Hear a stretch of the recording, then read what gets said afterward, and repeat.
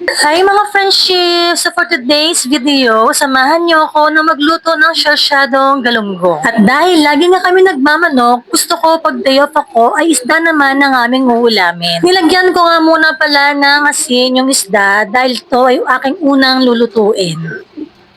At pagkatapos nga ay ininit ko muna ang mantika sa kawali. Kailangan siguraduhin mainit ang mantika bago ilagay ang isda sa kawali upang ito ay hindi dumikit.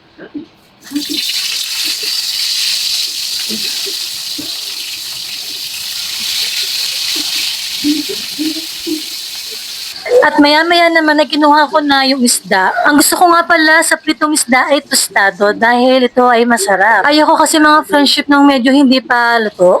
Yung bang parang kilaw pa.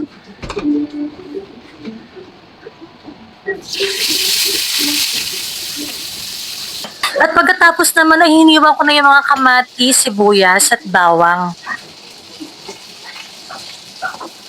Sunod naman ay hinanda ko naman ng 2 itlog.